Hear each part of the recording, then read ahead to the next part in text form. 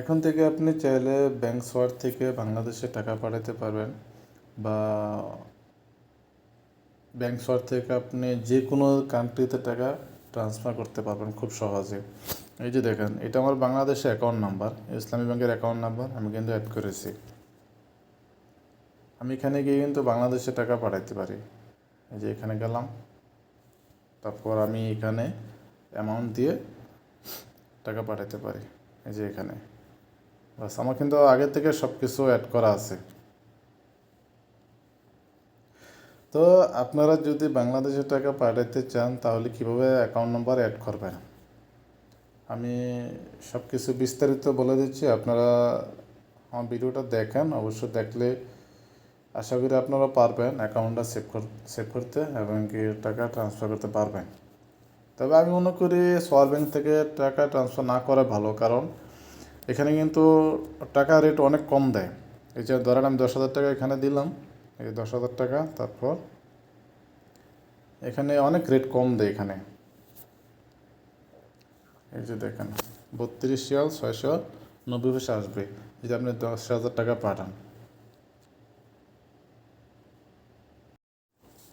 আপনি যদি সোয়ার ব্যাংকের সফটওয়্যারটা চালু করে না থাকেন, অবশ্যই আগে থেকে চালু করে নিতে হবে। আমারটা অলরেডি চালু করা আছে। তো এখন আমি যদি চালু করতে না পারেন, অবশ্যই আমার এক চ্যানেলে দেখবেন ভিডিও আছে কীভাবে সফটওয়্যার চালু করে, খুব ইজি। তো এখন আমি সফটওয়্যারটা ওপেন করব। তো আমারটা অলরেডি ডাউনলোড করা আছে, এখন আমি ওপেন করব। এই যে আমার আগে থেকে সব কিছু রেডি করা আছে, শুধু আমারটা ফেস লক দিলে সবটা চালু হয়ে যাবে। কিছুক্ষণ অপেক্ষা করতে হবে।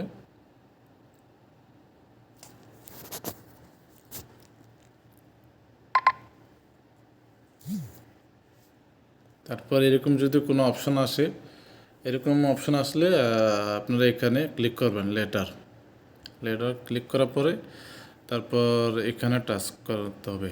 এখানে টাচ করবো ট্রান্সফার, এখানে টাচ করলাম। টাচ করার পর এখানে আবার আরেকটা অপশন আছে, এই যে দেখেন ইনস্ট্যান্ট রেমিটেন্স। এখানে দেখেন, এখানে সব দেশে টাকা পাঠানো যায়, এখানে সবগুলো পতাকা আছে। তো আমি এখানে টাচ করবো। এখানে টাচ করার পর আমার আরেকটা অপশন আসবে, তারপর আমি এখানে টাচ করবো। এই যে এখানে টাচ করলাম। এই যে দেখেন, এখন কিন্তু আমার কোনো অ্যাকাউন্ট নাই। তো আমি এখন এখানে নতুন করে সেভ করবো। এই যে এখানে অ্যাড নিউ, এখানে আমি ক্লিক করবো। এখানে টাচ করলাম। টাচ করার পর আবার এখানে আপনার সিস্টেম আসবে। তো আমি এখানে আবার টাচ করতে হবে, ঠিক আছে। এই যে এই যে বাংলাদেশের পতাকা দেওয়া যায়, আমি এখানে আবার টাচ করলাম।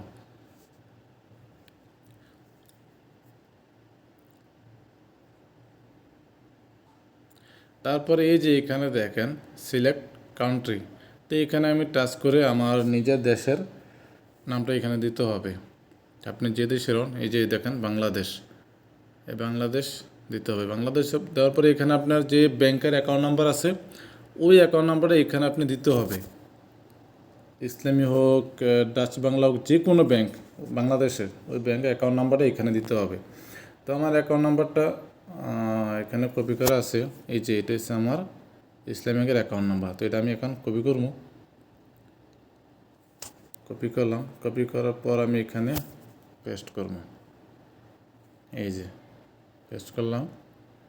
তারপর আপনার ব্যাংকে যে নামটা আছে, ওই নামটা এখানে দিতে হবে, ব্যাংকের যেভাবে নাম দেওয়া আছে। আমি এখানে নিকনেম দেবো, আমার নাম দেবো রানা। তারপরে এখানে আপনার নাম দিতে হবে, আপনার অ্যাকাউন্টের প্রথমে কী নাম আছে ওটা এখানে দিতে হবে। প্রথমে আমার নাম জুয়েল, তারপর মাঝখানে যে নামটা আছে ওই নামটা এখানে দিতে হবে।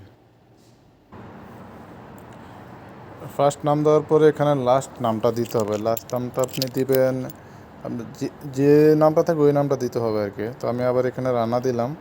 তারপর এখানে আপনার অ্যাড্রেসটা দিতে হবে, আপনার যে থানা, যে জায়গায় ব্যাংকটা আছে না, ওই ব্যাংকের অ্যাড্রেসটা দিতে হবে। তা আমি দিলাম চান্দিনা, কুমিল্লা।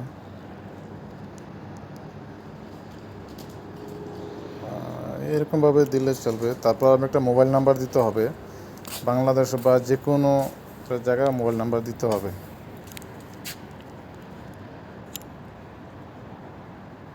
আমি একটা নাম্বার দিলাম। তারপর আপনার ব্যাংক নেম, আপনি যে ব্যাংকে টাকা পাঠাবেন ওই ব্যাংকের নামটা এখানে সিলেক্ট করতে হবে। আচ্ছা, আমি এখানে সার্চ করি ইসলামী ব্যাংক বাংলাদেশ, এই যে এটা আমি এখানে দিলাম। তারপর ব্রাঞ্চ,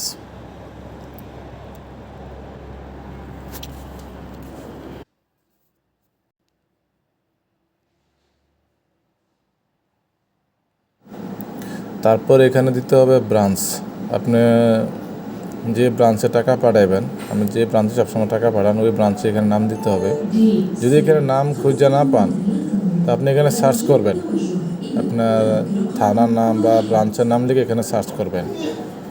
এই যে আমাদের ব্রাঞ্চের নাম বা থানার নাম চান্দিনা, তো আমি এখানে চান্দিনা সার্চ করলাম। তারপরে এখানে নিচে একটা IFSC, ওইটা অটোমেটিক কোড চলে আসবে ব্রাঞ্চের নাম দিলে, দেখছেন কোডটা চলে আসে। তারপরে এখানে যদি অ্যাড্রেসটা আপনি না দেন, অ্যাড্রেসটা আবার দিতে হবে। তো আমি প্রথম দিই না, ভুলে গেছি। তারপর কন্টিনিউ দিতে হবে।